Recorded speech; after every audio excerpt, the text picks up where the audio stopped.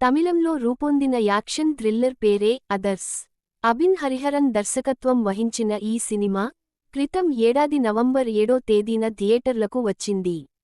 ఆదిత్య మాధవన్, గౌరీ కిషన్, అంజు కురియన్ ప్రధానమైన పాత్రలను పోషించిన ఈ సినిమా డిసెంబర్ 19వ తేదీ నుంచి అమెజాన్ ప్రైమ్ లో స్ట్రీమింగ్ అవుతోంది. అయితే ఈ నెల 9వ తేదీ నుంచి మాత్రమే తెలుగులో అందుబాటులోకి వచ్చింది. ఈ సినిమా కథేమిటనేది చూద్దాం. ఈ కథ చెన్నైలో మొదలవుతుంది. చెన్నైలోని మధురవోయాల్ ప్రాంతంలో తెల్లవారు జామున 3 గంటలకు ఒక ప్రమాదం జరుగుతుంది. దాంతో పోలీస్ ఆఫీసర్గా ఆదిత్య మాధవన్ రంగంలోకి దిగుతాడు. ప్రమాదానికి గురైన వ్యాన్లో 4 వ్యక్తులు చనిపోయి ఉంటారు. 3 ఆడవాళ్లు, ఒక పురుషుడికి సంబంధించిన మృతదేహాలు దొరుకుతాయి. అది అనుకోకుండా జరిగిన ప్రమాదం కాదని, డ్రైవర్ తప్పించుకున్నాడనే విషయాన్ని మాధవన్ గ్రహిస్తాడు. చనిపోయిన 3 యువతులు పుట్టుకతో అంధులని, ప్రమాదానికి ముందే పురుషుడు చనిపోయాడంటూ పోస్టు మార్టం నివేదిక చెబుతుంది. దాంతో ఆ యువతులు ఏ శరణాలయానికి సంబంధించినవారు అనే విషయాన్ని కనిపెట్టే ప్రయత్నంలో మాధవన్ ఉంటాడు. అతనికి డాక్టర్ మధుమిత, గౌరీ కిషన్ తో కొంతకాలం క్రితం ఎంగేజ్మెంట్ జరుగుతుంది. ఆమె ఒక కార్పొరేట్ ఆఫీసులో డాక్టర్గా పనిచేస్తూ ఉంటుంది. అనురాధ అనే ఒక యువతికి ఆమె ఐవీఎఫ్ ట్రీట్మెంట్ మొదలుపెడుతుంది. అయితే ఊహించని విధంగా ఆ యువతికి రియాక్షన్ వస్తుంది. ప్రమాదంలో చనిపోయిన 3 అంధ యువతులు ఒక శరణాలయానికి చెందినవారనే విషయాన్ని మాధవన్ తెలుసుకుంటాడు. ఆ శరణాలయాన్ని జారా మిరియం నిర్వహిస్తూ ఉంటుంది. ఆమెను ప్రశ్నించడానికి మాధవన్ వెళ్లిన సమయంలోనే ఆమె ఆత్మహత్య చేసుకుంటుంది. మాధవన్ ఈ కేసు విషయంలో చార్లెస్, మారీ, వేదా పేర్లు వింటాడు. ఈ 3 ఎవరు?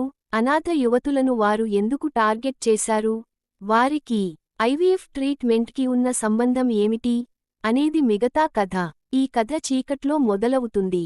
చీకటి కోణాలతో ముందుకు కదులుతుంది. కథ మొదలైన కొంతసేపటి వరకు ఎటు వెళుతుందనేది అర్థం కాదు. ఆ తరువాత నుంచి చీకట్లు తొలగిపోయి అసలు విషయానికి మనకి అర్థం కావడం మొదలవుతుంది. హీరో, హీరోయిన్ ప్రేమించుకోవడం, పెళ్లి చేసుకోవాలనుకోవడం సహజం. వాళ్ళిద్దరికీ వృత్తిపరమైన ఒక సమస్య ఎదురవుతుంది.